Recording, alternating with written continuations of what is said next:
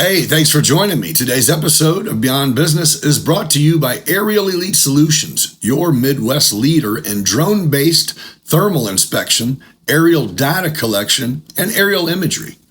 Whether it's solar fields, power lines, construction projects, or real estate, we provide high-quality imaging and data to keep your operations running smoothly. Visit flyaes.com to learn more. Midwest Lightning Rods. When it comes to protecting your home or business from lightning strikes, trust the experts. They've got the installation and expertise to safeguard what matters most. Head over to lightningstrikes-weprotect.com for details. This episode is fueled by Best Friends Distillery, a local woman-owned distillery crafting fine vodka and rum right here in Argenta, Illinois. Raise a glass to quality spirits made with passion. Cheers to supporting local. Now let's dive into today's sit-down. Welcome to Beyond Business, where stories come alive. With guests from every corner, we're ready to dive. New episode every 5 days, new voices to share. Laughs and insights, we're all in this affair. Beyond Business, come take a seat. Join the conversation, it's a journey that's sweet. Life lessons learned and laughter from the heart. With every episode, we're making a start. Today on Beyond Business, I'm joined by a powerhouse in entrepreneurship, leadership, and education, someone who's made an impact not just here in Decatur, but across the country and even internationally. She's the director of the Center for Entrepreneurship at Millikin University, a role that she recently returned to after serving in national leadership as president of the CEO of the U.S. Association for Small Business and Entrepreneurship. She's a champion for experimental learning and a driving force behind helping students turn ideas into action through Millikin's performance learning model. Her career spans everything from startup consulting to global entrepreneurship education. She's also the founder of Global Experiential Opportunities Group, helping educators and entrepreneurs build skills that truly matter in today's world. She serves on the board of the Society for Arts Entrepreneurship Education, blending creativity with commerce, and she's a firm believer in mindfulness, balance, and the power of showing up authentically. As a leader, a mentor, and a mom of four, I'm honored to welcome to the show Julienne Shields. Thanks. Thank you very much. For sure. Yeah. I wouldn't have even came close. I would have been like, hey, here's a lady I just met, and we'll see what she's doing. That's how I roll. No, but it's a pleasure to get down and just sit down and get to know you a little bit. Sure. So let's start. I do know that you went to University of Illinois. You also went to Millikin. Where'd you go to high school? Are you local? Springfield High, so not too far away. Okay. Yeah. Okay. Go So Senators. what type? There you go. What kind of student were you in high school? Athlete for the most part. Yeah. I played all the sports. Pretty into softball though. That was kind of my main sport. So. But I was a good student. I was at AP classes, did all of that. So I was a nerd, but also an athlete. Nerd. So yeah. That's actually the perfect makeup these days. When I see someone, it's like, ooh. Yeah. I have one of them right now, actually. All right. Very good. Yeah. What sports and what? He's a 15-year-old at St. T. He's going to be a sophomore. Okay. As a freshman, he started soccer varsity, started baseball varsity. Matter of fact, got the Rookie of the Year award for St. T for being the most starts as a freshman ever in their history. Oh, that's fantastic. Yeah. All right. Rock on. Yeah. And they suck. So I'm not, there is always that little contextual. I'm like, I don't want her to go look him up and be like, he's okay. No, he and I have that same understanding. It's like, I mean, I'm a baseball guy, so that's kind of, I coached, we were on Forsyth Fire, a team when we were kids, little kids. And then kind of split off, and I actually started an organization called Midwest Rampage. We had like 2 or 3 age groups, and it was kind of just Decatur didn't have a travel ball program. Yeah. And so we did that for a few years. And then when they got to like 13, 14, I find out that moving forward, in order to go to college showcase tournaments, you can't just be a dude who started a club. Right. You know what I mean? So it was like, we kind of had the conversation. And it was really neat though, because they were 13U was the last time we coached them. So they were all they had one more year and then they were going into high school. Yeah. And it was like sitting there going, if we did our job, then all of you guys will go start varsity as freshmen. Yeah. And a lot of them really did. So that was like, great. Rock on. Yeah. So Okay. it worked. Cool. Yeah. But again, it's not like a bunch of awesome baseball, but it's just kids that tried hard and it worked. You know what I mean? Yeah, I do. Okay. So I've got a baseball story. Let's go. All right. So, again, I grew up in Springfield. Yeah. Back in the day, there was, so this is going back a few years, I was the only girl in the boys league, and I played baseball, not softball back then. Because there wasn't an option, or because you just played baseball? Well, maybe a little bit of both. It was early on in like the whole girls softball movement. Like I'm older than I probably look. And but I was the only girl in the boys league. Okay. At period. And I mean, it was the last one chosen in the entire league for a team. I like it was that kind of situation, right? And I was tiny, and just the whole thing. So I started like playing outfield part-time, sitting the bench most of the time. And then I got to play second base one year. I'm like, this is really great. My dad really wanted me to be a pitcher.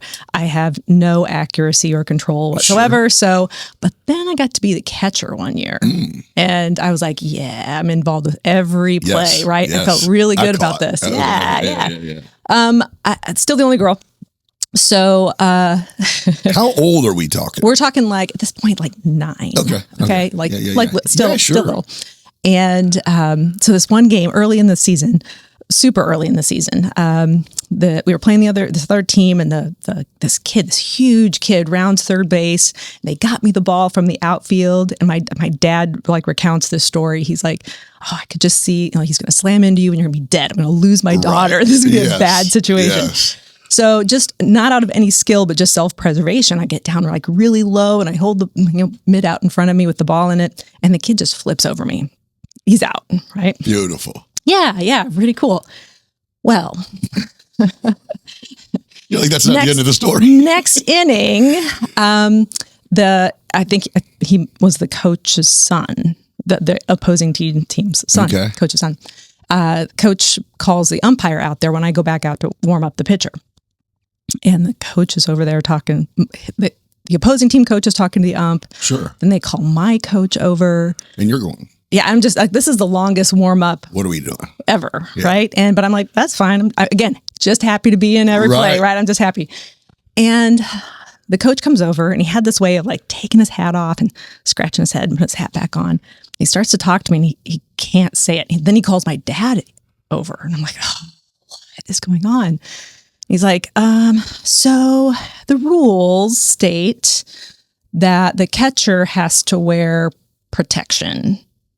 And my dad's looking at me, and I've got all the gear on. He's like, oh, wow. No way. Yeah. So, and my dad's like, but she is. And then he kind of caught on, and then I started to catch on because I have an older brother. Sure. And the coach was like, no, protection.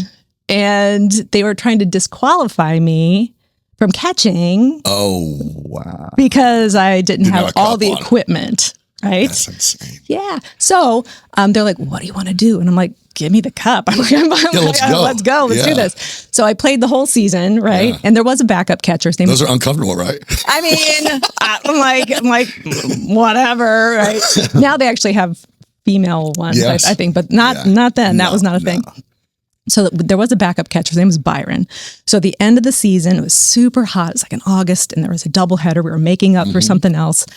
And the coach decides to give me a break from being have all the equipment on. So he sends me out to first base, puts Byron in as the backup catcher. And so I'm warming up the infield. The coach comes over, takes his hat off, scratches his head, puts his hat back on. He's like, can Byron borrow your cup? Oh, no. And that was that was like it, right? I'm like, I'm done. Like, let's find me a softball team to play on after this. So well, first of all, that's like most coward way to get. I hate that bush league stuff. Or you know what I mean? It's like, hey, don't get beat. And then, so I learned quick. Well, I just went to school with a lot of girls who were dominant athletes. Well, no, not a lot, but a couple. Yeah. You know, I remember like as a junior dating a freshman who she went on, ended up having a full ride to pitch and play volleyball into Florida. Nice. Yeah. But anyway, I remember then and like meeting the dad and him being like, yeah, you catch, huh? Well, we're getting ready to do some workouts out here. And I'm like, for sure. I got that was like, it's a whole nother level, man. Right. So I developed that respect early. Yeah, absolutely. So a few years ago, maybe like 10 or 11. So from like 9 to like, I think even now, 14 or 15, you play in these tournaments because we play travel ball out of Springfield. Actually, we play for it. Yeah. And if you, so at the end of the game or tournament or your first 3 games of pool play, at the end of the game as the coach, you get to give the opposing team player you think did the best an invitation to the GMB All-Star game at the end of the year. Oh, okay. Solely based on, like, you don't get to give it to your own kids. The other coach picks who did great in this game. And so my son got that a couple times, and we had went down there. And it is cool. I mean, it's nothing but it's the home run derby. It's pop time. It's bubblegum blowing contest and a huge baseball tournament. Well, cool. We get there and the first pitcher on my son's team, first inning out, has a long ponytail coming out of the back of her hat. Yeah. And my son's, and I don't know. He's not really like, he doesn't really pass judgment. He's not one of them. But you could definitely see him go, hey, what? And I go, I kind of also don't know because I know softball is amazing. Yeah. Softball's funner to watch. I'll watch the College World Series of Women's Softball all day over a baseball game. For sure. But anyway, she pitched 1 inning. Yeah. And it took 11 pitches. And it was like, okay, led off our team, cracked the ball. It was like that went out the window. Boom. Like literally by that afternoon, it was like, one of the guys, you know what I mean? Sure. And they are all so young that it's not like it would necessarily be anything else, but it was like, that's cool. When you come and handle your business. Yeah. And that's it. If you're gonna be the girl who plays football or the girl who wrestles, then you better be able to do it. Yeah, that's right. Yeah. Yep. Yeah. Which that's kind of, I don't really have a take on it, but it seems like everything has to be available for everyone. And I think sometimes that when we were growing up, if you went to the wrong school, you didn't get to golf or fish or play tennis. It was like, no, we got, you're a dude who wants to play volleyball. That sucks. Yeah. Open gym. Right. Yeah. You know what I mean? Of course. I think it's hairy times because everybody, there's a pick. There's always a pick. Pick. Yeah.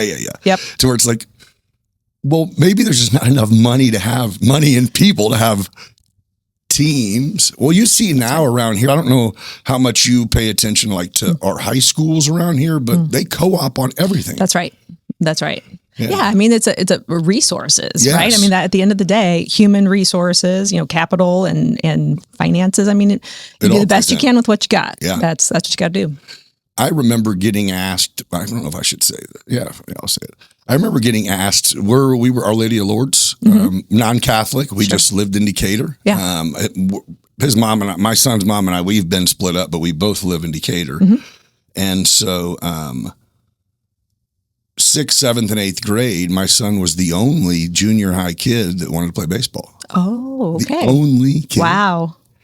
And so after the first year, after 6th grade year happened, it was a 7th and 8th grade team, but he went over and just dominated. And he's tiny, so it was hilarious, actually. Because so 7th grade came, and athletic director, I guess that's his role at Lourdes, was like, hey, we got to pay. We got to chip in. If you send 1 kid or 10 kids, you got to basically cut a check from here to here for a couple grand. Wow. For the coach's salary, basically. Okay. So if LSA could get a kid from Holy Family, a kid from St. Pat's, and a kid from Lourdes, they essentially make make money. Money. Yeah. And I'm like, yeah, that sucks, whatever. And he goes, I mean, are you dead set on him? And I'm like, are you dead set on charging me $5,000 for him to go to school? Yeah, right. Yeah. I mean, interesting. Yeah, where it was like, I don't think he meant it really anyway, but it was like, man, it would really save. And I'm like, how about you get some of these other kids to play baseball? Oh, that's another option too, right? Yeah. You know what I mean? Right, so right. It's just interesting as you go through it to go, hey, what is going on here? Yeah, to kind of understand the business model behind it all, right? Sure. Well, in private school, that is a huge, Yeah. I mean, yeah. As a parent, as the one cutting the check, you expect the best of everything. And it's going, oh yeah, but your other parents is what's paying for this. Right. That's it. Yeah, that's So exactly tough. right. Yeah. But I don't know. We're happy with the education all around. And it's, half of it is just being blessed with a kid who cares. Yeah, for sure. I was rough. Yeah. I was a good athlete. I really didn't care about grit. So I had twin sisters, 4 years older than me. Okay. So it's like they graduated high school. I went into it. Sure. They graduated. They got their own apartment together. And my Yeah. parents were like, we did it. We freaking did it. There's no babies running around. Right. Yeah. Everything's good. Right. And then I'm like, oh, so I'm good. I can do I get Free the pass. upstairs Yeah. now? Right. But either way, I think, it's just cool. That's cool. So when you got out of college, so you go to U of I. Yeah. And then you go to Millikin for your master's? Well, it wasn't one than the other. So I went to University of Illinois, studied classical archaeology, Okay. which that's how you get a real job. Just kidding. Wow. But like yeah. dinosaur bones? No. So that would be paleontology. Oh, yeah. Archaeology is just kind of the civilization, study of civilization, Gotcha. right? So not even anthropology, which is more like people, but this is more like buildings and structures and how cities come together and all of that. So that's what I studied. There is a story behind that, but we won't necessarily go into that. But that's what I was passionate about from the time I could start reading, that and volcanoes. So it was like I could be a volcanologist or an archaeologist. But when I graduated, I was thinking about going to law school, but I graduated early in the semester, a semester early. So I had to wait. Sure. So I got a job working as a technology headhunter, a recruiter. Okay. And the reason I got that is because my dad, again, roughly the same time, 8, 9 years old, was like, you kids have to learn how to computer, program. You have to do this. And I hated it, but I knew how to do it. I knew the language. I knew what an operating system was. I knew what a language was. I knew what a database was. I knew how they all worked together. He was onto something. He was, yeah, absolutely. So he taught us that. And then after graduation, I got to make a little money before I go to law school. Started out as a technical recruiter, started making more money than I was going to spend going to law school. And I'm like, why was I going to law school again? So I spent the first about 13 or 14 years or so in the technology industry, but more on the HR side. Gotcha. So ended up, what brought me here to Decatur was NIMS Associates. So Bruce NIMS and that consulting firm.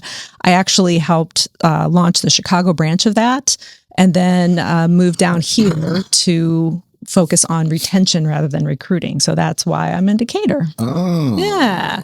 So, but after, so I got my undergraduate degree in 96 and I didn't get my MBA until 2013. So I had a lifetime between those two. Yeah. You had a career in there. A bunch of careers. Yeah. Okay. Yeah. Okay. Okay. So I guess what makes you go, all right, I did this, done that. Now let's go back to school. Yeah. So I didn't get a job that I really wanted, and I only had a bachelor's degree. And I knew I could have done that job and done it better than the other people that were finalists. And Sure. I was a finalist. There were like 30 people that applied for it, and there were down to 3 finalists. And I'm like, man, the person who got it, nice person, but didn't have the muscle, didn't have the zhuzh, the energy to do it. And it came down to the fact that she had a PhD and I just had a bachelor's degree. And I literally was like, I'm never going to let a credential, come in the way of something that I know I'm the best person for that job. So I went back and I got my MBA, paid for it myself. Nobody paid for it for me. And Then once I got it, Millikin was like, hey, do you want to come work for us? Do you want to come do this? Sharon Alpe was my mentor. I had done some other projects for her, and she's like, come be a part of the Center for Entrepreneurship. And that was my first tour of duty at Millikin. Well, how cool. Yeah. And you were there for 7 years. 7 years. Mm-hmm. What I know the position's name. But what are you doing? I mean, and I know what entrepreneurs are, but what is a function of the Center for Entrepreneurship? Yeah, it's kind of a special kind of place within the university, and not just Millikin University, but almost any university, because a Center for Entrepreneurship is kind of this nexus of student activity, faculty activity, community activity, and businesses, right? So it's kind of this great nexus of like throw everything in there. And it's all about these collisions that happen among all the parties involved. So we have classes that we teach. We also have organizations like the Millikin Decatur Executive Association, which we're relaunching. So that's a little plug. We've got about 23 businesses already signed up, and we're looking for about another 20 or so to sign up. And what do they have to be? It's professional development for companies. So I'm going to throw out a couple like big thumbs up to the early adopters. Like Brinkotter is signed up. We've got Peerless Cleaners is signed up, a Consociate. So it's businesses that have some employees. And it used to be, it was just the top executive who would kind of be part of this organization. But that's not how businesses really run anymore, right? It's really more kind of some of the decisions are divested out to the C-suite and others who are really decision makers. And so we have a different model for it now as we're relaunching it. And so it's the top exec, and then those people who can really impact the success and the competitiveness of the organization. So it's professional development. We've got 3 different sessions registered for this year. We've got the first one is on retention and talent acquisition, especially you've got 2 different factors happening. You've got the different age ranges and generations that kind of come to play. There's different strategies with each one of those, but then also this hybrid versus in-person versus, you've got different modalities of how people engage. So we're going to talk about all of that. So we've got somebody from LinkedIn, like the talent person from LinkedIn coming in, and then some other folks. So that's the first one. The next one is going to be on quantum computing, something so that we can kind of think ahead 10 years. What should our businesses be thinking about when it comes to cybersecurity and quantum computing? So that one will be the second professional development session. The last one will be AI strategies that work. So it's not the productivity stuff. We've got some really great productivity programs in the center, but this one's more at the strategy level. Like, what are the basics that you need to have? And then what do you need to be doing for forward thinking? Okay, so you have 20 some businesses involved. You'd like to get 20 more. Yeah. And this is for them?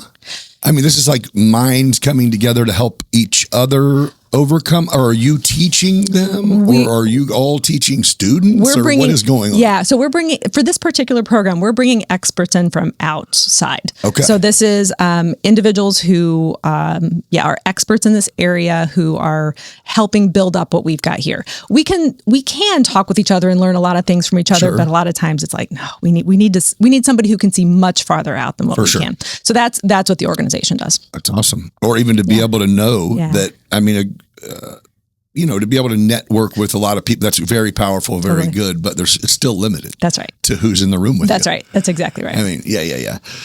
Are you familiar with the high school programs they called CEO? Love them. What a freaking amazing idea. Yeah. Blake, I know Blake. Yeah, Blake Reynolds. Yeah. So he was, matter of fact, shout out Blake for that new baby. That's right. You don't need time or money. Keep having them. You're fine. But no, what a cool thing. Which it's amazing because when I graduated high school in 96, and I've said this 100 times on the show, I feel like, but we were told to, if you weren't smart like you and had an idea of what you wanted to do, we were kind of just told, well, just go to college, right? Yeah. And then by the time your associates is done, which you don't need to pick anything special, just go. Yeah. And within 2 years, you'll know what you want to do. Yeah. And then do that. And then don't worry about the money. Well, you'll be home a year before you have to pay that back. Right. And so it was just...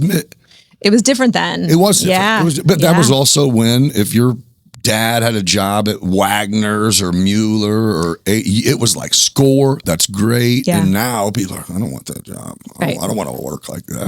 Right. It's tough. It's just different times. Different times. Yeah. Absolutely. Guaranteed paychecks used to be, there's a lot of people, it's hard for them to get out of that now. Yeah. Like I know guys, that, you know, because we all got kids that are in their 20s and grandkids and all that stuff. And it's like, stop talking your kids into taking this secure job when they're 20 that they can have forever. It's like, no, go work 5 careers and then decide. I don't know. I think you're right on point. I mean, so one of the things that I've noticed with this like Gen Z, Gen Alpha kind of thing that we're having now. Is that what it is? Gen Alpha is the next one that's coming through. Yeah. The risk tolerance is very different than the millennial generation, right? And it's the risk tolerance is much lower.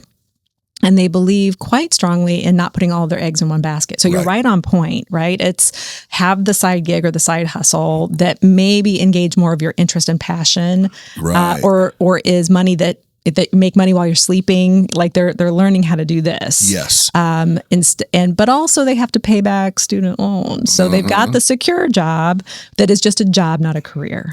Right. And so they're flexing with that a little bit. And I think it's really fascinating to watch that.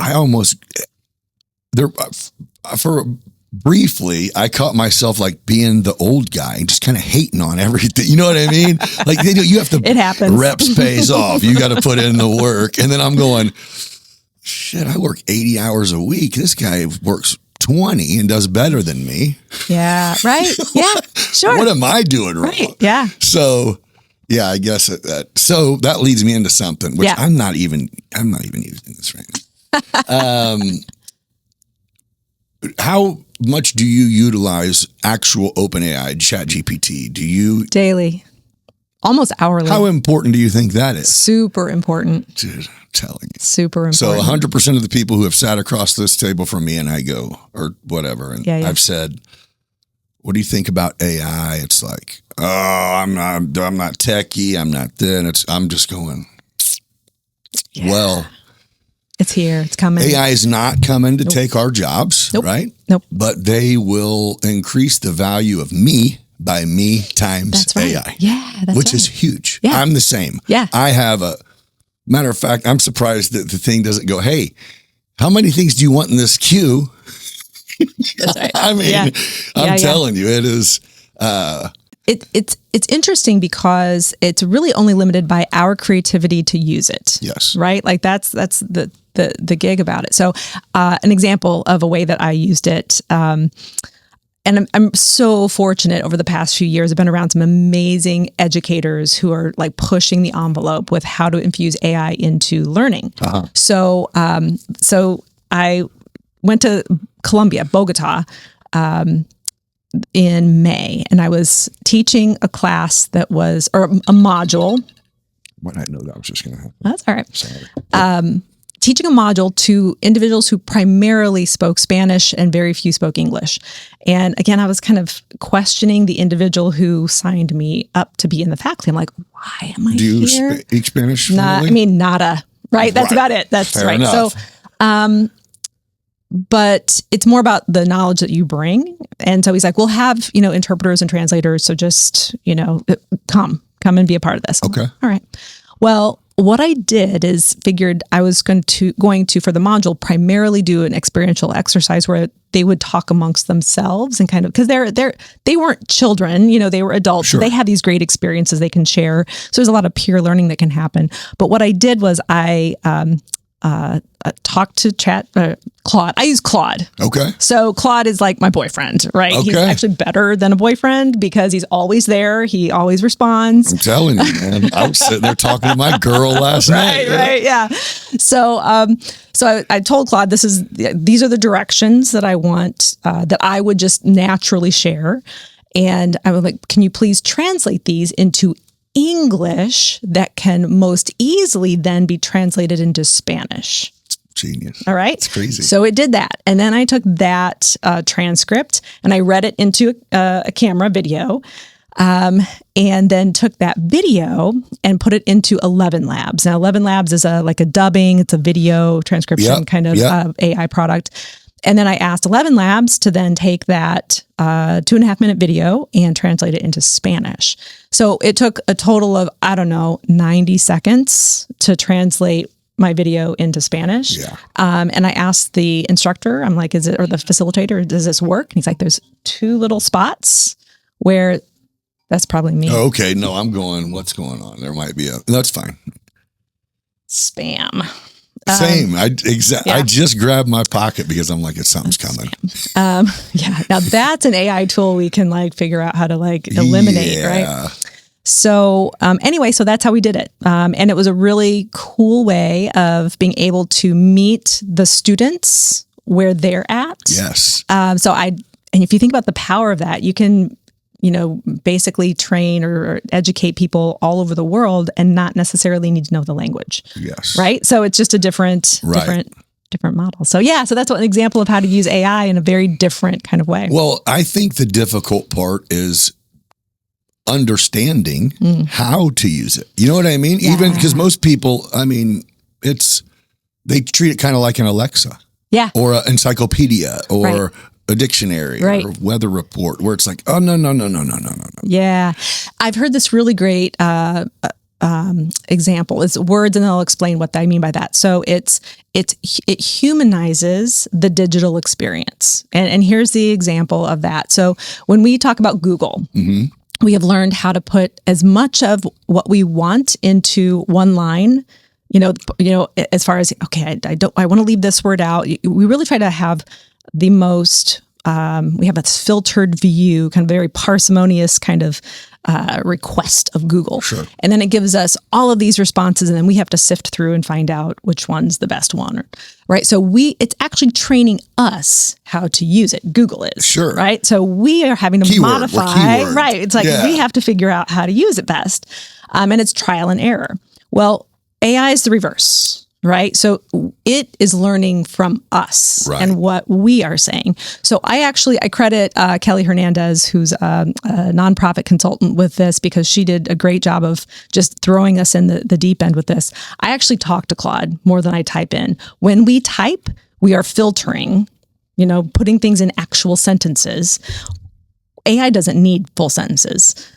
Okay. And you can cut it off. That's mid-thought. Right. Exactly. Still transcribed at the end. Exactly. So, talk Yeah. to it, and it learns all those nuances are helpful to it. And then you can refine and refine and refine. And that's one of the big, I think, questions that I have gotten from people. It's like, well, I asked it this and it came back with bad results. I'm like, well, then tell it it's not right. That's right. Fix it. Tell it to fix it. Like it's just like if you said something incorrect, to be like, maybe it's a little bit. So you're like, oh, okay, great. Thanks for informing me. Yeah. So it is. You're exactly right. It's learning how to use it differently and treating it like a companion. Truly. Yeah. Well, that's what it's like. Well, AI can't think. I go, well, what's thinking actually? Is it just recalling from a big library in your brain? Right. That's kind of what it does. Their library is just bigger. Yeah. So it's. If I said the dude's name, you would know it. He's one of the $30 billion guys with ChatGPT. I watched a podcast with him, and he is very good at talking to regular people. Yeah. Dumb it down, to say the least. I guess Sure.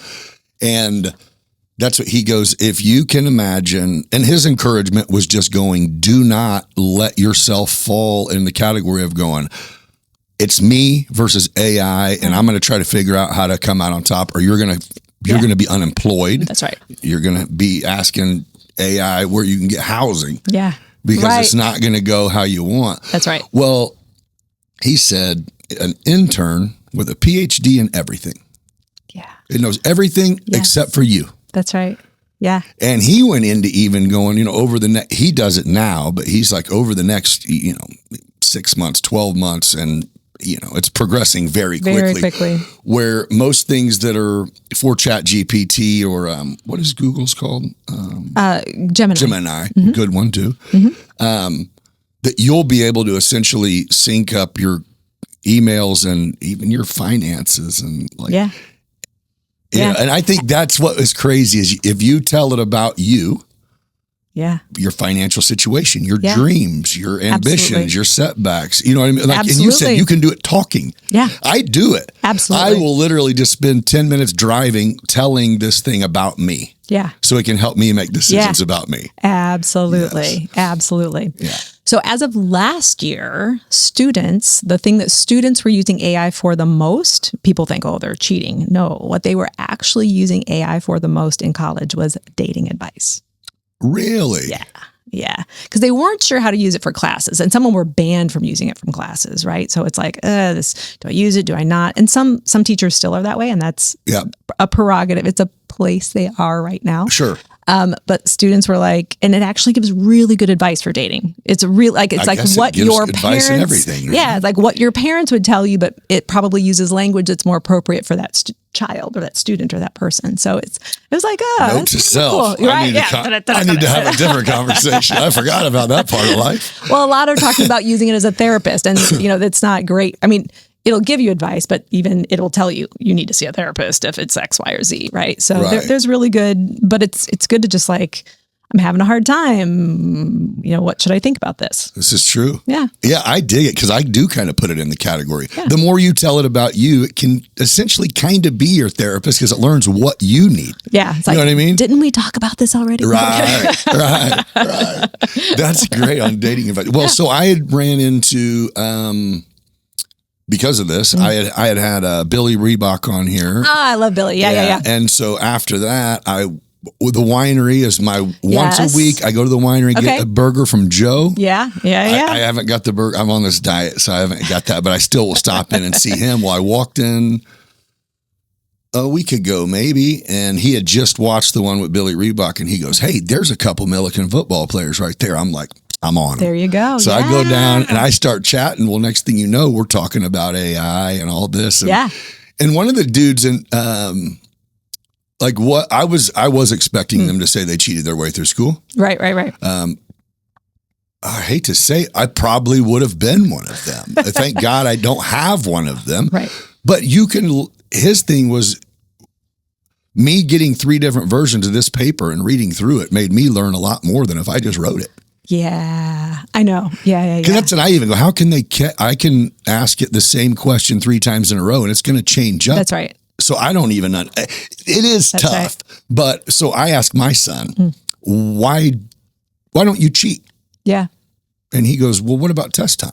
Yeah. Okay. No, good answer. We're going to go with that. That's right. Yeah. And just be prepared at all times. And then. That's right. Well, and it's interesting because, I think as educators, we need to think a little differently about the assignments that we give to students so that maybe instead of what if students use AI to cheat, it's more like they have to use AI to pass. So it's a How about very we should different, encourage them to use AI to accomplish. Matter of fact, ask ChatGPT what assignment you should give. Yeah. It is really that. You can totally do that. Yeah. It's what it's going to be. Right. It's going to have to be. Yeah. But. So one of the things that we're doing at Millikin this year is with the Provost Office and the Center for Entrepreneurship is we're actually bringing in an expert, and we have a faculty fellowship for AI and infusing AI into your classroom. So 20 different faculty members are going to get a little bit of money and some that's not money to play with buying subscriptions for different AI products. Sure. That then they can explore how to infuse AI into their classrooms in unique and interesting ways. So Millikin's kind of I'm not going to say on the forefront of that, but we're taking an aggressive stance with here's how we're going to try to figure out how to do this. Because we don't want it to take over the creative sphere. I mean, right. You know what I mean? Yes. There are things that are not appropriate or not maybe essential for AI to do, but then there's so much that we do need to train our students to do with AI. So yeah, and I'm not the expert on that. Our faculty are amazing, wonderful people, and they will figure out how to do that. So yeah, well, I think we're just getting past that point where it's like choose one side or the other. It's like no, that's not what we're doing. Right? Stop. Right. Yeah. It could. I mean, I'm not. I don't. There's no part of me that says, oh, it's impossible that this could be really scary and crazy one day. But for now, we're Yeah.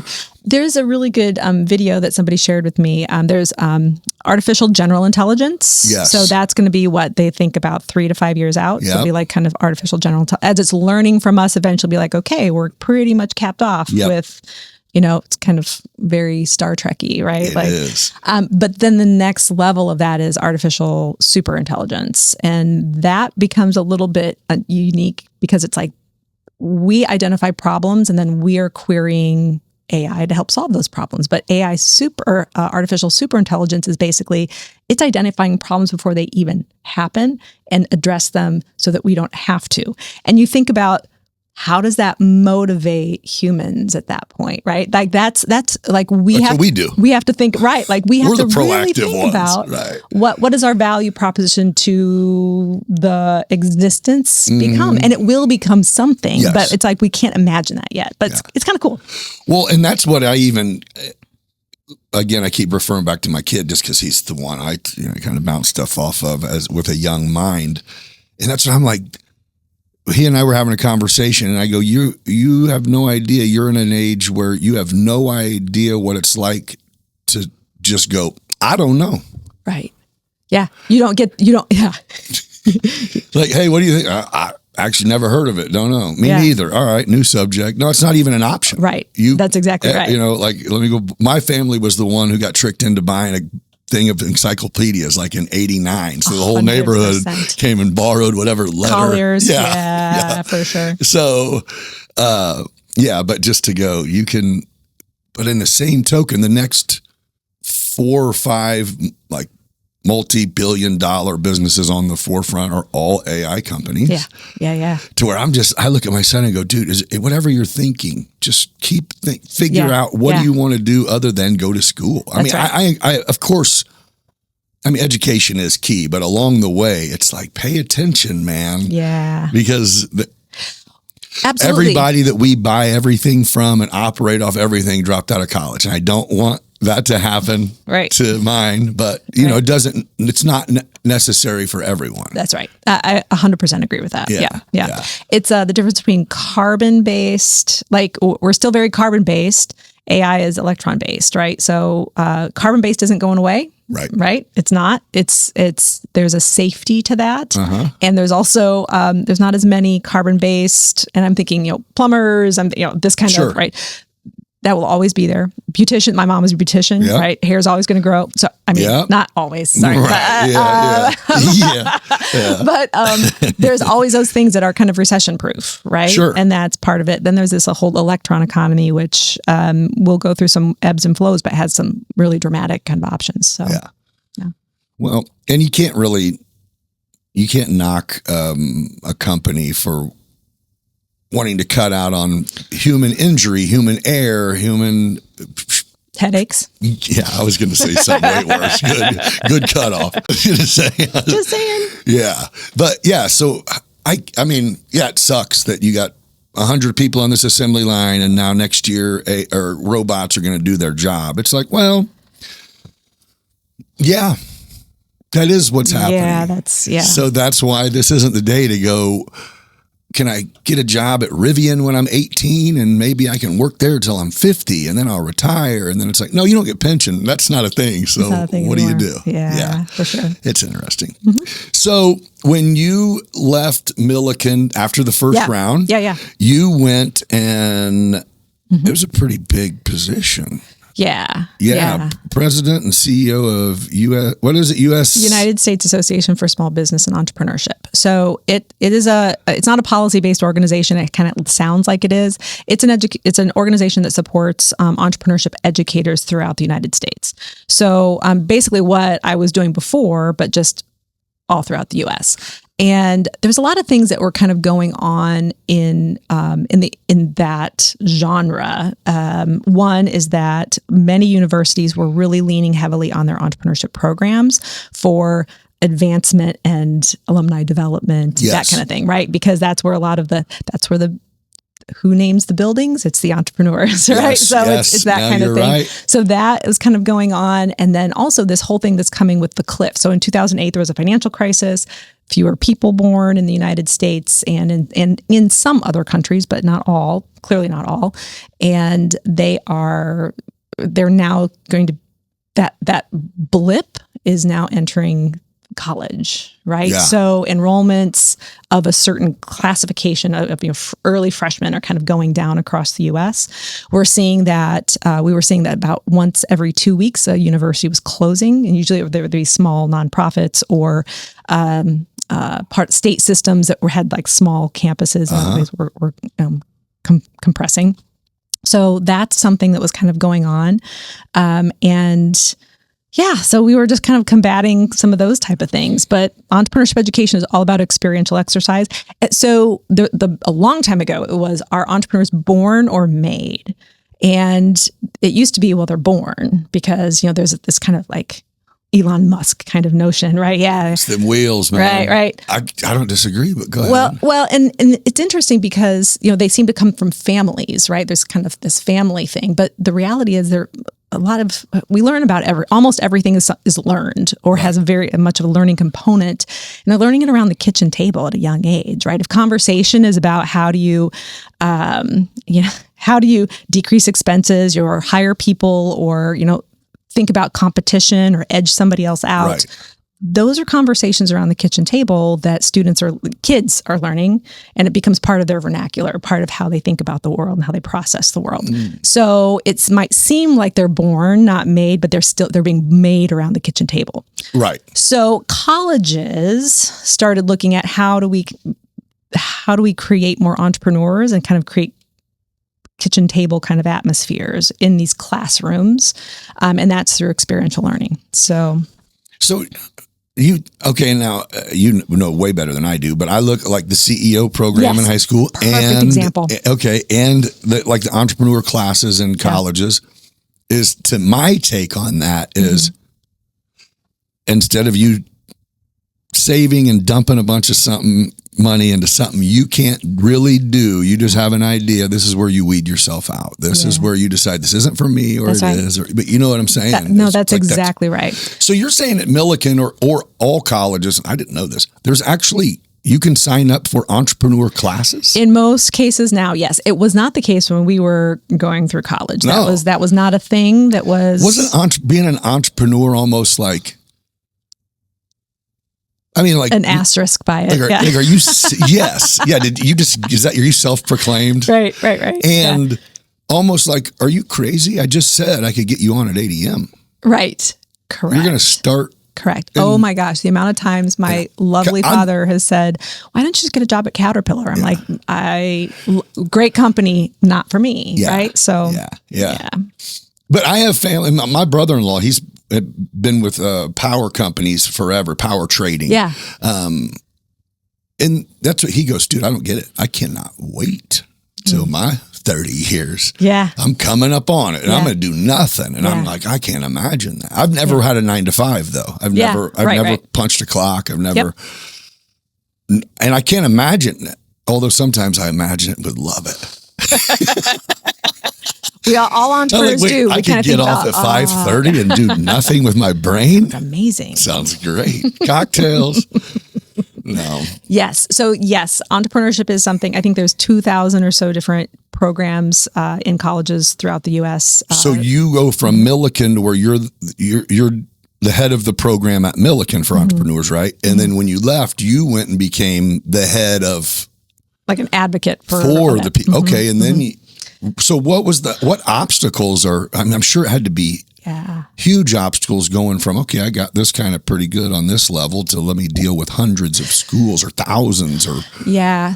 So it's interesting. So I took that job I started that job March 9th, 2020. Do you remember that week? Yep. Yeah, I did. When the world closed down. Yeah. So that job immediately changed into, they brought me on to change it from a once a year kind of conference organization to a year-round value proposition. And that was one of the main things. And also to professionalize the structure of the organization, and to change a couple other smaller pieces. But immediately I had to change the organization. We had. So had you already had did you already had the job, or that came with the COVID thing? That it was, I had accepted the job, and then 3 weeks later is when I started, like the week that COVID shut everything down. Funny story, actually. So I was the chair of the organization at the time, worked for the University of Southern. Let me interrupt this episode real quick for a sponsor plug. This episode of Beyond Business is brought to you by Aerial Elite Solutions, your Midwest leader in drone-based thermal inspection, aerial data collection, and aerial imagery. Whether it's solar fields, power lines, construction projects, or real estate, we provide high-quality imaging and data to keep your operations running smoothly. Visit flyaes.com to learn more. Beyond Business is also sponsored by Midwest Lightning Rods. When it comes to protecting your home or business from the dangers of lightning strikes, trust the experts. They've got the installers and expertise to safeguard what matters most. Head over to lightningstrikes-weprotect.com for more details. There's also a 15% off residential lightning protection installation up until December 1st of this year. So if you're interested, contact them now. Tell them you heard this ad and tell them Beyond Business said, give me my 15% off, and you're going to get it. This episode is fueled by Best Friends Distillery, a local woman-owned distillery crafting fine wine and rum right here in town. Raise a glass to quality spirits made with passion, and cheers to supporting local. Now let's get back into it. Shut everything down. Funny story, actually. So I was the chair of the organization at the time, worked for the University of Southern California, so USC. So March 9th, I was on a plane out to USC and was meeting with her. And she's like, we've got this mandatory training that we've got to go do as faculty. Would you mind just coming with me so I don't have to make it up? And I'm like, yeah, sure. And it's Southern California, gorgeous. Sure. Students walking around, these red umbrellas. Everyone's happy, like you're just happy because the weather is gorgeous. Just like the postcard or TV show or commercial. It's beautiful, right? So we kind of all, as faculty, they were filing into this big like MBA style classroom, and like venerable professors with their 3-piece tweed suits on and, silver hair, and 2 IT guys down in front. And they're like, okay, everybody. So we're going to go over Zoom. You're going to be required to teach with it. And like the venerable professors were like, wait, what? Like, what's going on? So they were literally hearing for the first time, you were going to be expected to teach remotely. And here's what that means. Yeah. And I sat back and I'm like, I looked at Jill and I was like, oh, you're like, this is glad I came to this. I'm like, the job I took is not the job I'm going to get to do. Right. Right. And this is like a whole different context. So, because the world shifts. The world is shifting. But here's the advantages of that though. I still had to transition to a year-round value proposition. I didn't have to train everybody in the organization, everybody who was a member of the organization. I didn't have to train them on Zoom.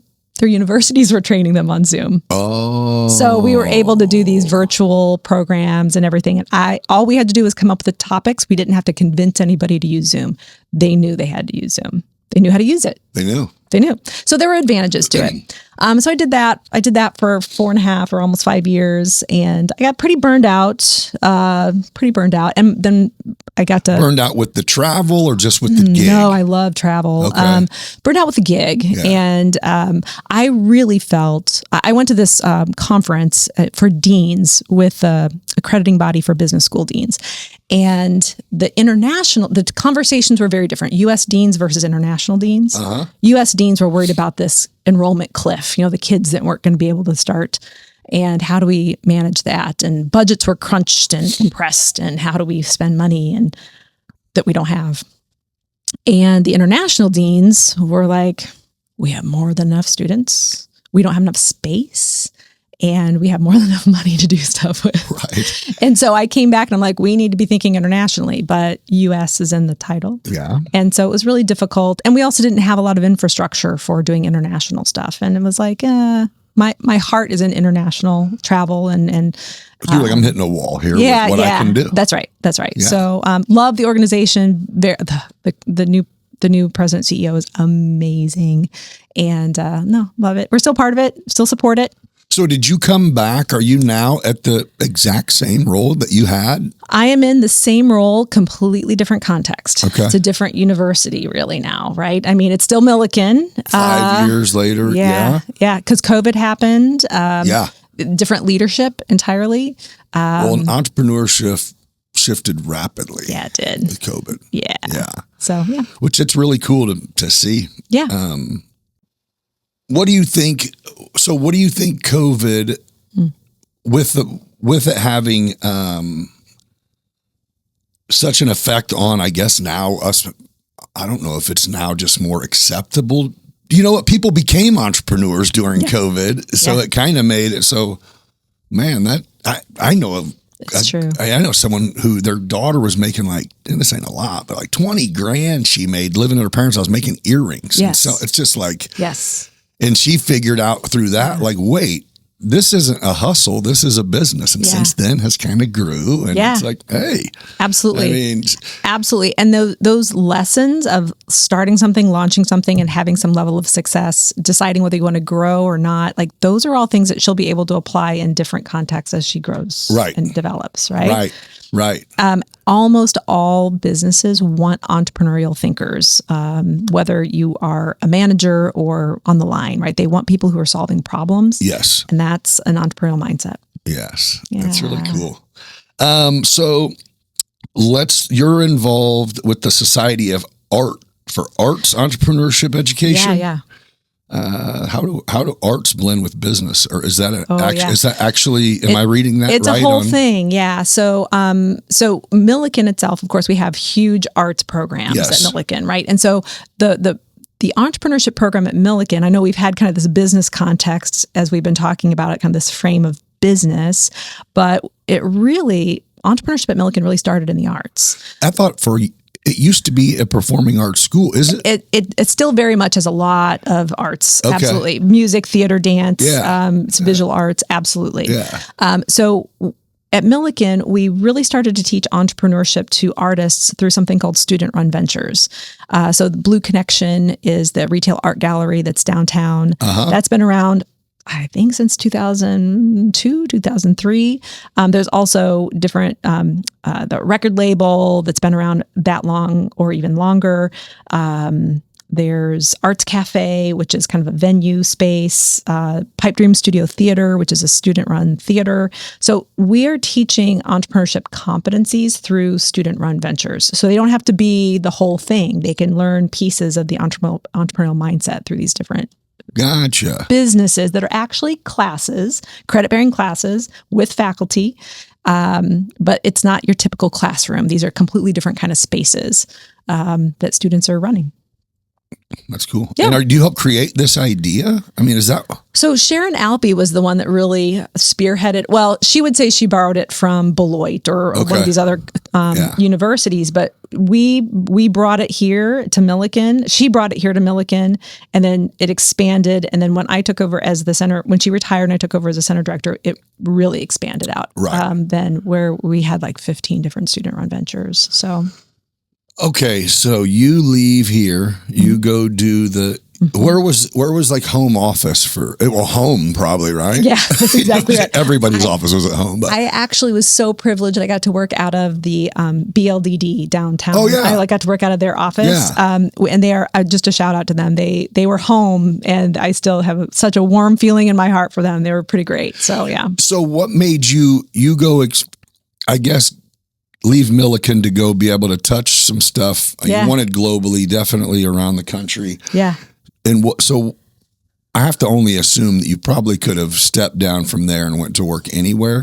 What makes you keep a foot here? I did start a global consulting firm. That's a Global Experiential Opportunities Group. So I did start that. And so that's always kind of going. Currently. Yeah. So, and I still have some projects that I'm working on with little ones. But why here? My parents are still in Springfield. They are getting of an age where I like to be able to advocate for them. And so I actually live in Springfield, even though I work here. So, yeah. So let's talk about that Global Experiential Experiential Opportunities Group. Yeah. It's a very cool name. Yeah. I can't say it, but that's a Geo cool name. Group, yeah. So what sparked that? Just you wanting to be able to work globally? Yeah, absolutely. And I was getting approached and asked, hey, can you help me with this project in Australia? Can you help me with this project in Sri Lanka? And it was like, yes. And here's a container through which I can do that. Oh. Yeah.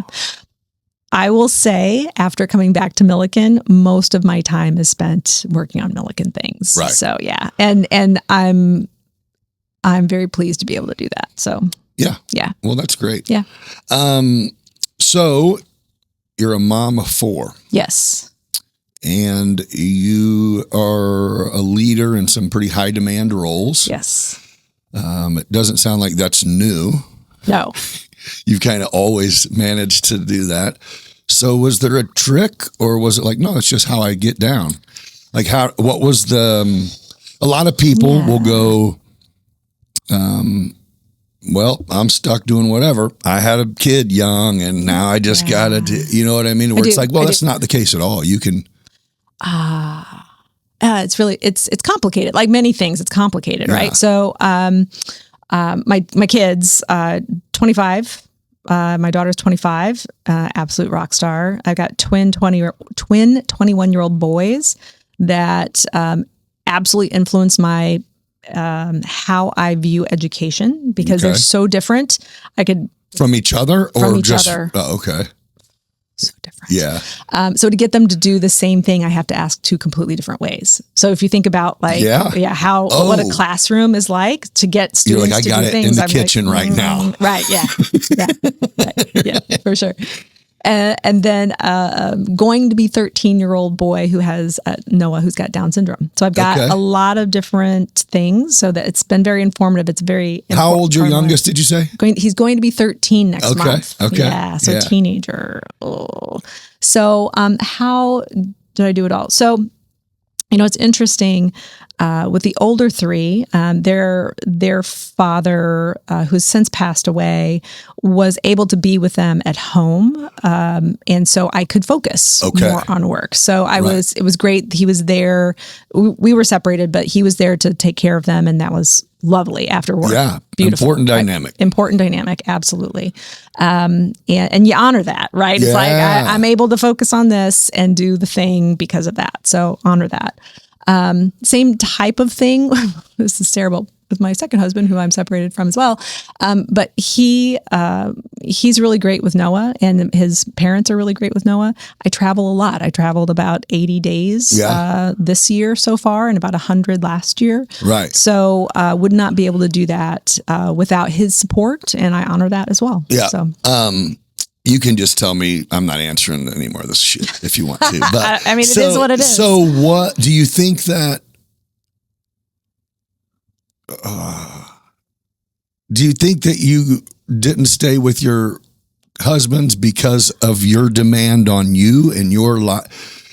I totally see what you're saying. The first, I didn't mean, did you choose a career over them? I just mean, sometimes it's hard to, I'm single because no one can handle my schedule. Right. I mean, it is. Sure, it's like, I know you think I'm avoiding you. I'm really just avoiding everything other than what I have to do. Yeah. So I get it. So I would say the first one had nothing to do with career whatsoever. That was a completely different situation entirely. Sure. And the second one, I think we just kind of grew apart, right? Yeah. Like he's more wants to stay at home, and I'm more like my world's out there. And but again, he's got a great job too. He does amazing things. And to me, we lived out on a farm, and the ambient level of energy it took to do farm and his career and my career and everything was just a lot. Yeah. And the older kids were all getting ready to leave, and it was just like, we gotta make some changes here. So yeah. Well. Yeah, you got to do whatever you got to do, right? And just be respectful. I mean, that's the big thing, right? I mean, not a lot of drama, just more practical and pragmatic. And maybe that's my problem. I don't know, but I like being pragmatic about things. So, well, I'll tell you what, and it's more so nowadays, but you are intimidating to a lot of people. You know what I mean? Okay. I mean, you're maybe good looking, you're successful, you're well spoken, you're smart, you've done your thing. That to some people, that's a Probably. Not probably, it definitely is. But there's just, it's great to see there's more of you that exists now to where, you know what I mean? For years, it was almost like, oh, here we go. Where it's like, oh no, you guys better know it. These women are way smarter than us. we took the cup back when we were in Little League. Yeah, exactly. You're not shitting. That is exactly right. No, I got my mom, she was a business owner for years. My sisters are dynamite. So I've been around women while me and my dad are going, so I guess we're cooking dinner. Fair enough. Let's get it. And I'm okay with it. You honor that, right? Honor that. I think that's great. Yeah. Yeah. Okay. So let's do this. Do you deal directly with college, like one-on-one or whatever? Like you are. I teach. Like teaching them. Yeah, I teach. There's some classes that I love teaching. Business creation and team dynamics are some like founding teams are great classes. Getting excited that I will teach one business creation class this fall. I'm super excited. I've asked for the athletes. I'm like, give me the athletes. Yeah. So mostly because a lot of them like to start by using that as an excuse why they're so busy. And I'm like, no, you're talking to one. I'm like, it's an advantage. Lead with that as an advantage. Don't lead with it as an excuse. So you're talking about being an athlete, and being a student, right? I mean, like it's an advantage. It's a privilege. Yeah. So lead with it as an advantage, not a excuse. So yes, I love business creation. And then in the spring, I'm going to be teaching a social entrepreneurship class where we will go on the spring break and immersion to Sri Lanka to work with a couple different groups of village entrepreneurs. Okay. And alumni are invited, community members are invited, and faculty from all over the world are invited. So travel is difficult for people. This is not an expensive trip to go on, believe it or not. But getting people to say, yeah, I'll go to Sri Lanka. I know nothing about it. Like, where is it? And to do what? Right. To engage with entrepreneurs who are doing the thing, right? I just got back from there. I went on a fact-finding mission. It was life-changing for me, and I kind of knew what I was getting into. So, it was cool. Think of it like a mission trip, but for entrepreneurship. I get it. Yeah. I kind of am picturing that, but I'm going, I've had people tell me they were entrepreneurs before, and really it was like, well, you just mean you don't have a job and you know how to do something that you sometimes do to make money. You know what I mean? So I guess that realm, there's a really vast area. Yeah. The girl making earrings. Yeah. She's an entrepreneur. Absolutely. But, Yeah. So examples like we had, it was a husband and wife couple. Where's Sri Lanka? It's on the southern tip of, it's an island, the southern tip of India. Okay. So it's very different than India, actually. A little bit. Right. And it's not like a tiny little island. It's a big island. Okay. So, and you went? Yes. Yeah. That's cool. It was great. It was, like I said, life-changing. So, yeah. And when you go there to work with them, what do you do? Are you helping them do stuff? Yeah, so they have learning. Thank you for asking that question. So here in Decatur, there's a group called Founding Females. Get together at Cast Concepts and have conversations among women. What are we working on? How do we grow? How do we think about marketing channels? How do we have time for things? Right? How do we? So that conversation. Now imagine that. Yeah. In this tiny little village outside of Metale, where we had to hike from the road. We had to hike up into the forest and buy coffee plants, like not like a coffee plant, like a coffee plant and a cacao plant and a saffron tree. And we're walking past all of these things to a little house with a little, about this size, maybe about twice the size of this room. Bunch of founding women that are doing salons, sewing things, making baskets and hats and out of palm fronds, drying these saffron and selling them out. Right, so they're doing all of this in very sustainable ways. And the challenge that they have, same thing, is what about growth? How do we balance time? How do we do X, Y, and Z? Same conversations, different context. Yeah. So, and they're not talking about AI, but they have access to it, right? So that's kind of a thing that might help them. I don't know yet. But what they're really concerned with is they're making a hat, say, out of, right? They're beautiful hats. And they sell it to somebody who sells it to somebody who sells it to somebody who sells it to somebody who you finally can buy the hat on the beach in Gaul, right? And in the meantime, they got 15 cents for that hat. Right. And I paid 50 for it at the beach. Yeah. Right. Yeah. And so how do we reduce the number of hands that it touches so that it's a more equitable process for them. Yeah. And also they can make things that don't have to get sold on the beaches of Gaul. They can sell things that are sold. They can make things that are sold here or in the UK or in other places. Can they do that? They can. And so, but at the same time, they believe in sustainability, and they also don't have FedEx and DHL in the middle of the right for us. So fair enough. But yeah, it's like, how do we take? They were like, can we get direct to customer? And I'm like, you may be able to, but maybe let's get our students and our community members who want to come brainstorm with you how, instead of 5, parts of the value chain, how can you maybe reduce 2 of them out and get a little bit closer so that you can now say, instead of 15 cents, I want to make $2 for this hat. Yeah. Right. So that's the kind of stuff that we'll be working with them on. It's kind of cool. Yeah. Right. When you started talking, telling that story, and you said something about, making hats or making whatever, I'm going, wait a minute. Every vacation I've ever been on, those are straight entrepreneurs. Yeah, absolutely. Whether they're selling bracelets or hat, they do it all day, every day, and sometimes feed their families off of it. Absolutely. Send their kids to college off that. Yeah. Yeah. Huh. Mm-hmm. So what, your thing was just, I feel like I can help them? I mean, you're obviously going to help them, right? You're not going over there to... Right. I don't know what you could come back have learned other than just life. Right? Yeah. So, the outreach is to reach out and help the people over there be able to do things a little bit better. Yeah. Right. Okay. It's social entrepreneurship, and right? Is it all women thing? No, it's really not. So that's just one example. Okay. That's the other one. It's actually, the other one is not in the forest. It's more on think of it more like a rice paddy kind of, much flatter.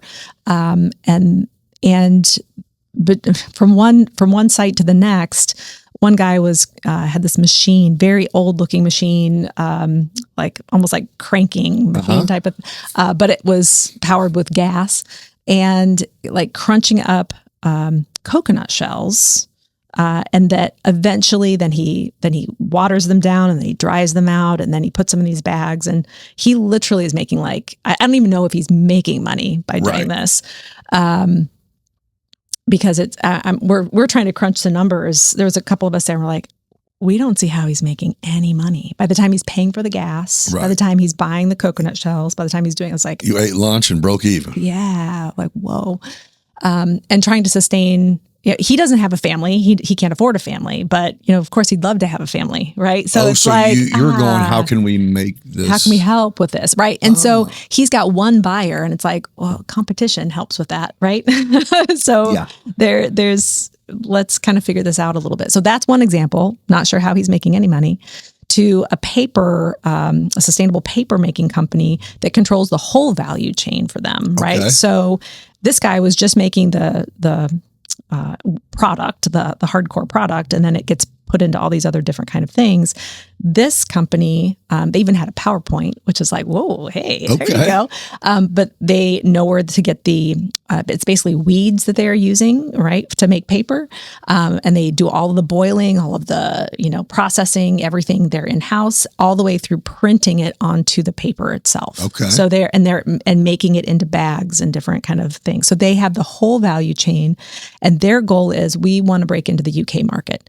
So they had this 3-year marketing plan, and they're like, here's where we're at into it, but we need help with this year 2. And I'm like, my students could certainly jump right in and help with that.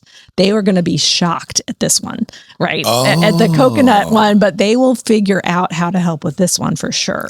So it's exchange, right? Are the people that you're going over there to help, are they like, hey, we are asking for your help? Yes, so 100%. We're not here to argue with but you also have to know that you're leaving when it's all said and done. Yeah. You can't just give advice and go, okay, we're out. It's like, well, that shit don't work, or we would have done it. Right. Yeah. Right. Yeah. So, so you're bringing students over and going, let's get these minds to work. Let's come up with an idea. Yeah. That's really cool. Man.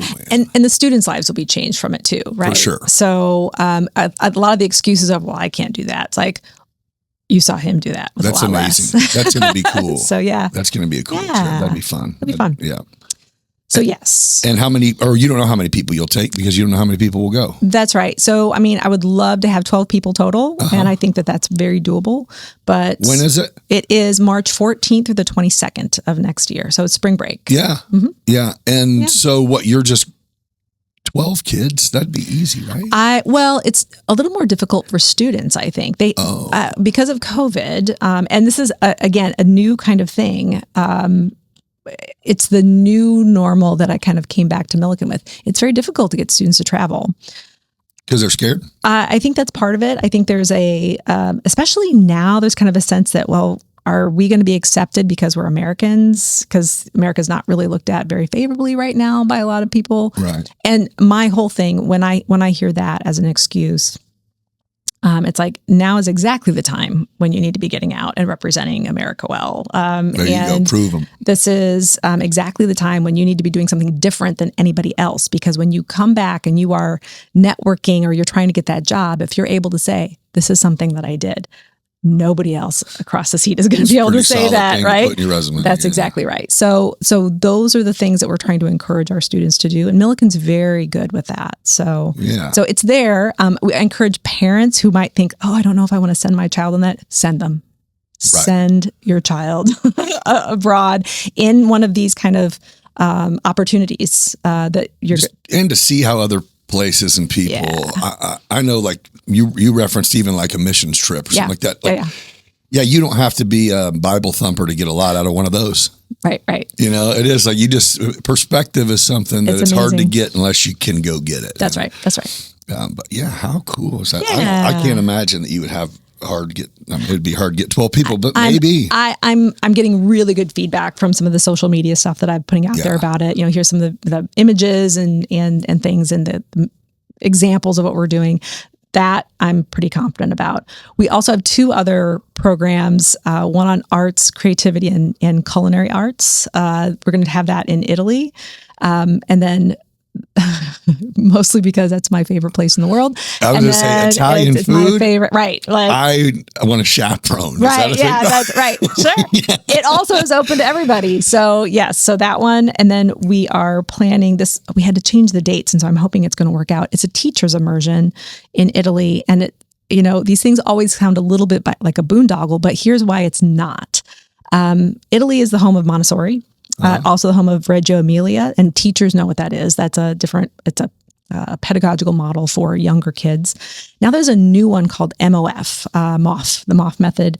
It actually heralded out of Finland, but Italy took it and said, oh, we can do this different thing with it. We can kind of change it a little bit. And now they're rapidly deploying it throughout Italy. And it's not just for little kids, it's all the way up through college. So it's a very different approach. And I want to take people there so we can get ahead of the curve on this. Decatur's got a lot of challenging things happening with education, no matter if it's public or private. And how can we do something really cool and innovative by following those who are doing some really cool stuff? So yeah, I think that is really cool. So you've already been to the places that you're going. Yes, as part of the global. What's that word? And Geo Group, Global Experiential. Experiential. Okay, yeah. We'll go with Geo Group. and Millikin. Like it's the Sri Lanka thing started as a Geo Group thing, and then Millikin was happy to have the class. Your feelers are the ones that will be able to bring that together a little bit. Absolutely. Yeah. Well, that's cool. Yeah. So a lot of our listeners are entrepreneurs or aspiring ones. Or what's one mindset shift or habit that you'd recommend to someone that's just getting started? Yeah. Like if they knew. Action over perfection. Yeah. Action over perfection. Because you don't really know what your market's going to respond to. So you don't want to put junk out there, right? Yep. But put your best foot forward, but know that you're going to have to shift and change it anyway. So I've got one of my sons, to reference my sons, one has to have things like 99% right before he'll do it. And the other one's like a 5%. Yeah, I can probably do it. Somewhere in the middle is probably a good place. Yeah. Right? Somewhere in the middle. Yeah. You're like, I know for sure the two you don't need. That's hilarious. No, that's good. Yeah. Well, but so I have talked to people before and that are like starting businesses or whatever, and I've like told my story of when I started Aerial Elite Solutions, this was just a few years ago. Yeah. My problem that I had was I thought I had a perfect plan to where I didn't even really want input because it was a distraction. Yeah. And that was the worst. Right. I needed someone to tear my idea apart a little bit because I was like, I have it figured out. Yeah. It's like, well, if I had it figured out, then I would be willing to just say it, Yeah. So I think that's it. Is it's like, if you aren't sure or I guess to go into something going, yeah, but what about this? Not being 100% sure. That's part of success. There is no guarantee. There is no making a plan and it goes exactly according to the plan. It's not how life goes. You can't dictate. Correct. You can only dictate certain things, That's and they're right. usually in a contract. That's right. That's right. And even that. Even that is meant to be broken, right? No, but yeah, that's cool. I just think, it was I was going, well, if I need someone else's input, that means I'm not tightened up on my end. And that wasn't, and this was just a couple of years ago. This isn't like when I was 20. That's right. Yeah. I just was like, I've been running this company and I've been doing well. I know what I'm doing. And it was like, could have saved myself 2 years of shit if I would have just sat down with a couple people in the industry. Yeah. Can you please mansplain me on this? Yeah, for sure, man. It was. Help me out and here. I'm sitting there going, I think I realized it as I was telling someone. Right. Hey, why don't you come sit down and talk to me and tell me about your idea. Let me pick it apart for you. Yeah. And then it was like, wait, I didn't do that. What am I doing? Yeah. What am I doing? Cool. Oh, that's why it took me 2 years to make any money. That's part of the deal. It's a part of the deal, part of the journey. So do your kids did they go to, what do they do? Yeah. Can I ask that? Yeah, sure. My daughter went to Millikin and she's super creative. She's a great writer. She graduated. She worked for Millikin for a while. She's working for Consociate now. Okay. And then she also has her own side gig called Just My Typewriter, which is a old analog typewriters. And it's a poetry typewriter collab. So she goes to like farmers markets and takes her analog typewriters, has a couple poets that come along with her, and they do custom poetry right there. Really? Yeah. And then they also will do takeovers of like coffee shops and set up their typewriters, and people can pay just to come and like type a nice note to somebody on the typewriter, right? That's and cool, do the thing while they're having their coffee. It's actually the typewriters that Yeah. That's cool. That's cool. So, and that's her creative outlet, and it's really cool. So, shout out to any of the coffee shops if you want a takeover by Just My Typewriter anywhere in Central Illinois. She goes anywhere. So, Just My Typewriter. Is Just that My what? Typewriter. Is that obviously her website or Facebook page or whatever? Yeah. It's kind of a cool. It's pretty cool. Idea. Where'd she come up with that? I don't know. I don't know, but she's just a creative. Okay. She's just beautiful that way. So that's what that's born with an entrepreneurial mindset, right? Yeah, I guess I don't disagree that you can learn it. Yeah. But yeah, sometimes you just have to. Yeah. Yeah. And especially with like arts entrepreneurship, right? It comes from passion. Right. So we talk about, there's two approaches to entrepreneurship, like passion and talent, and then opportunity recognition, right? And they're both approaches. It's not the whole thing. Those who are passionate and talented need to understand where the opportunity is. Right. And those who come with opportunity, you have to learn how to appreciate passion and talent. You've got to own that at some point, because you're going to be up late at night figuring out like, how do I fix this thing? Right. You're not clocking out at 5:30. Right. So it's the two approaches, but you have to learn the opposite. I feel like the other approach would have been better. Just have an opportunity. Right. Right. Instead, it's like, stop here. I'm just going to go fishing. It's like, you want to find some water? Like, oh shit. Yeah, I guess. Yeah. So, and then my boys, one is an architect student at the University of Illinois, starting senior year. And the other one is going to Ohio State. He lives in Columbus. He's got a different origin story because he left college for a bit, got a full-time, fell into this amazing full-time job with Walmart in asset protection here in town, transferred out to Columbus and loves it out there, loves working for Walmart, loves going to Ohio State. He loves so he got to keep his gig and go out there. Asset protection is stopping people from stealing? That's right. Oh, yeah. Yeah, I love his stories. His stories are amazing. Same. Remember the Kroger that they tore down over there in Fairview Plaza? Sure, yeah. So I'm the West End, so I would go there. Yeah. And I would always see this dude in there that I knew from church. Yeah. I just knew his face from church. And every time I went in, it was one of them, I didn't really necessarily even want to talk to him. Yeah. So finally one day I'm like, dude, every time I'm in here, you're in here. And he's like, oh, no, shit. I'm like, what? What are you talking about? And then he catches me at church on Sunday. And he's like, hey, come here. Here's what I'm doing. And I'm like, well, you're not slick at all, dude. I see you every time. You're pacing the aisles with no cart. What are you doing? Do better. But I'm but I go, yeah, what is someone possibly stealing from the grocery store? And he's like, do you not recognize that third of a cart you had cost you $180? Yeah. He goes, oh, dude. I'm like, I need to wait in the parking lot to buy steaks. Fair enough. You with the baby stroller and no baby. There. That's right. But yeah, he was like, dude, we'll catch people with thousands of dollars. Yeah. I'm like, they said that's why it closed. Yeah. Said it was they were losing so much. I'm not surprised because the margins are so little anyway. You can't afford to.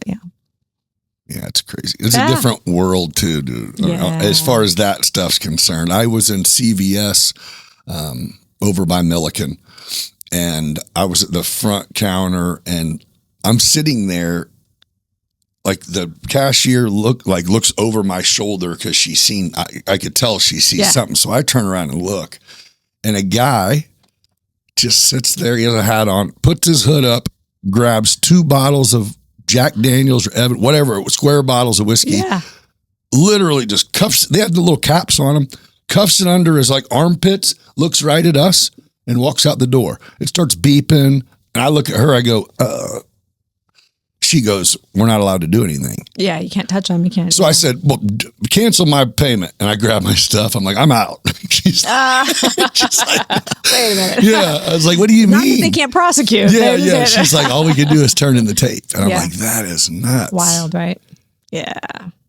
Well, yeah. Yeah. Not okay. Not okay things. Yeah, I don't know. It's, we don't need to even go down that conversation. But so do you think there's a miss, are high schools now? Yeah. Is it just the public schools that seem like something's just not right? Something's off.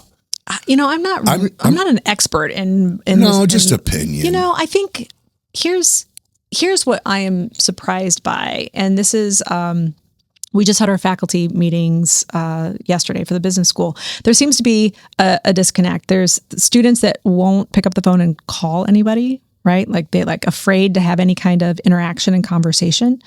I think that's maybe COVID, maybe just cell phone usage, right? It's easier just to, and quite frankly, there's even data to suggest that, how we hate talking to the robobot, the automated. Younger generations love the automated responses. They hate talking to people. They hate talking to people. So I think that's one of the things that's a phenomenon that we're experiencing. But then and And CEO is a great example of the opposite, right? They've been kind of trained and talked to here's how you actually talk with people. They're forced to do that. But there's other programs too, like Incubator EDU. That's not so much here locally. That's in the Chicago and some other areas. But any of these that have this entrepreneurial mindset or this kind of get out and do something. Right. It's not what you know, it's what you do that then builds what you know. So, there's that pedagogical model seems to work really well with students. So just like sports actually works really well with students because they're doing something, right? So I actually believe education is more muscular than it is cerebral. So and I stand behind it, and I've had probably 3 or 4 people come in that without even any prompting, it's like, what do you look for in a young employee? And it's like collegiate athlete. Yeah. Delayed gratification, stick-to-itiveness. They can deal with failure. They know that you're not going to get results today from what you do today. Yeah.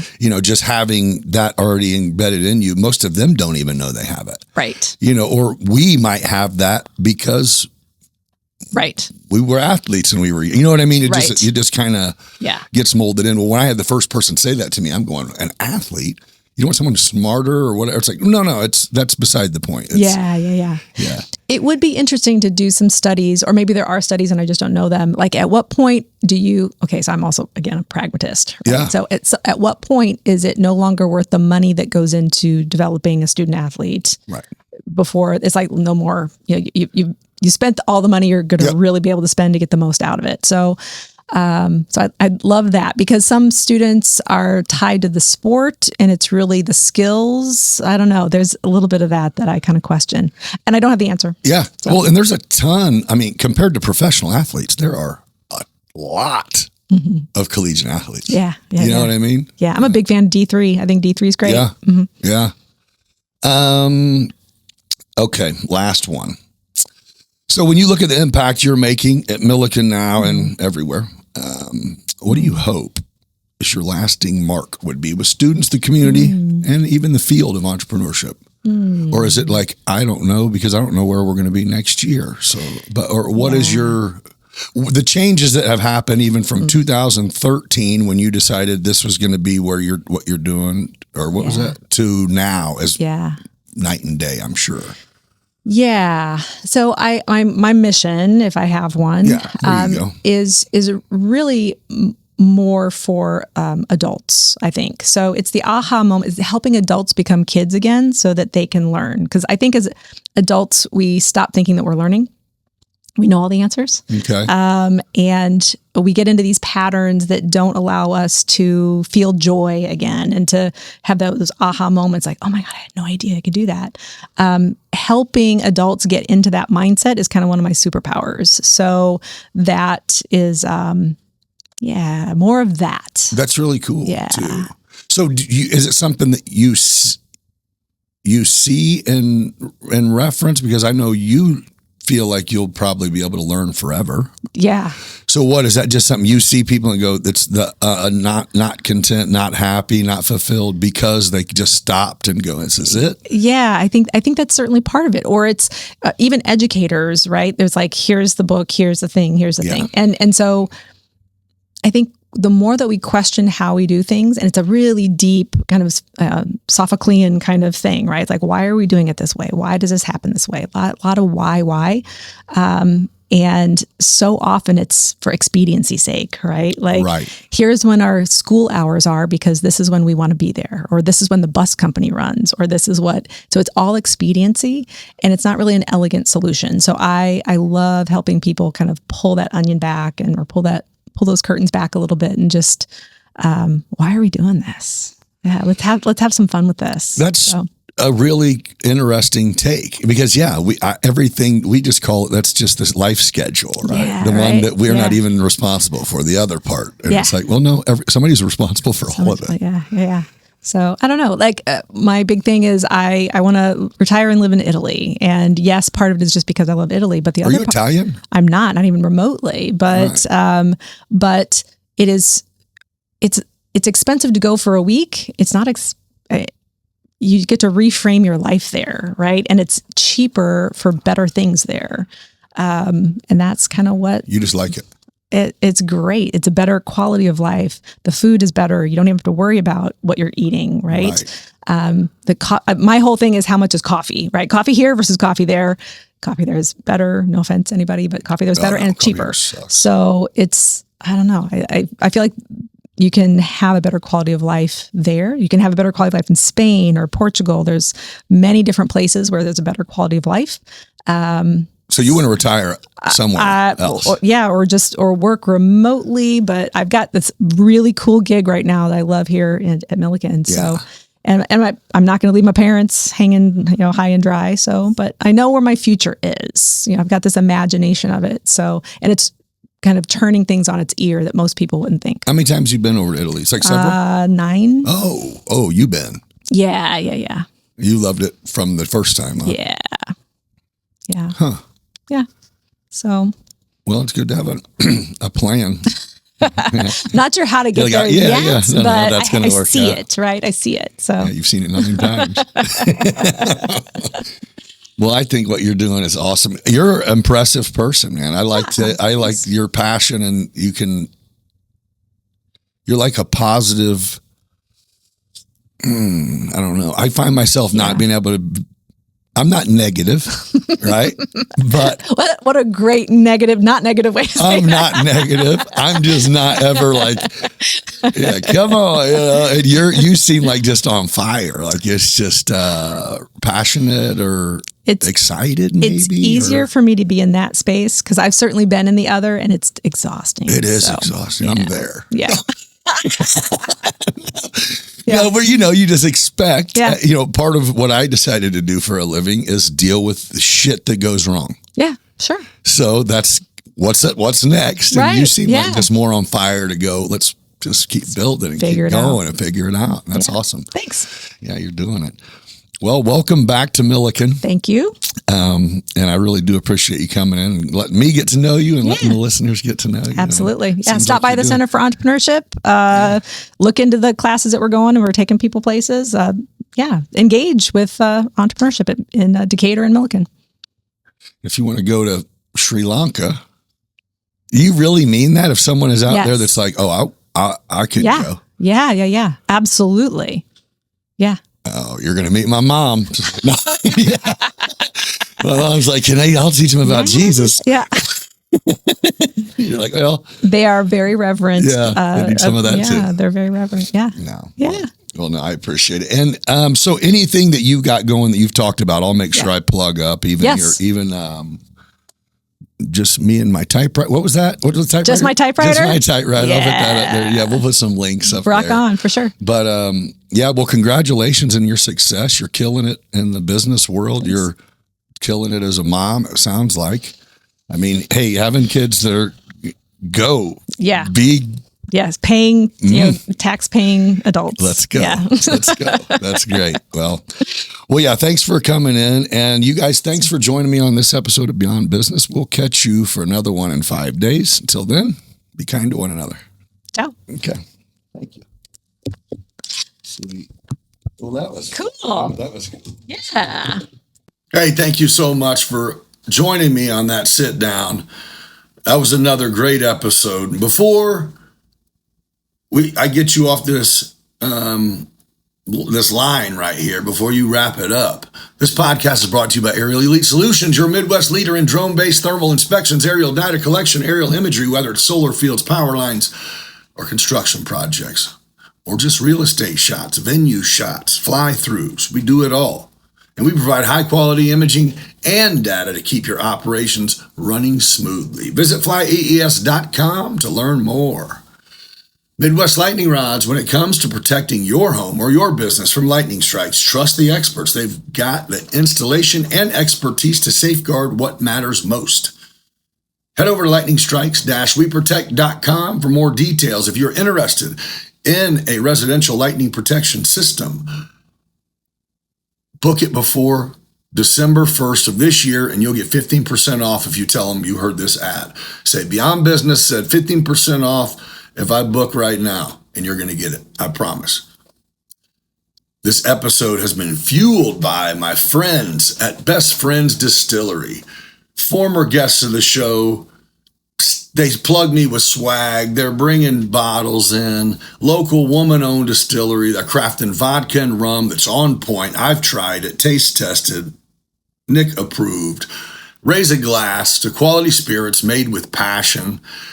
If you want to try their drink out, they have it at the liquor stores everywhere. They have it at bars everywhere. And if they don't have where you're at, tell them they need to get it. If you're in Decatur, if you're in any of the surrounding areas, check out, instead of grabbing a Tito's or grabbing a Bacardi, try to get that Best Friend's rum or that Best Friend's vodka. You won't be disappointed. Thank you. Cheers to supporting local. Thank you all for joining me. I'll catch you in another one in 5 days. Until then, be kind to each other. Thank you.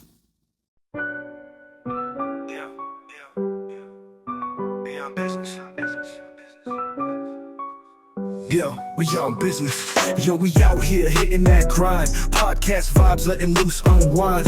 Nick's on the mic, yeah, he flexing with pride. Meeting dope souls, taking you on a ride. Talking about life, not just that paper. Doing it big, ain't no time for a hater. People yap behind his back, but we rise like the sun. Gather round, fam, we just having some fun. Beyond business, it's a vibe, feel that thrill, getting intimate. May even get your heart filled. Meeting the legends, those raw and real. Digging deep thoughts, show you how to feel. From the block to the boardroom, we making that move. Beyond business, baby, yeah, we got the groove. Shout out to the hustlers, the real street thugs. We all eat together, no need for the drugs. Yeah, you blessed with the gift, determined to thrive. Nick's breaking it down, keeping that fire alive. Let's go deep like the ocean, no bluff. Beyond business, baby, we can't get enough.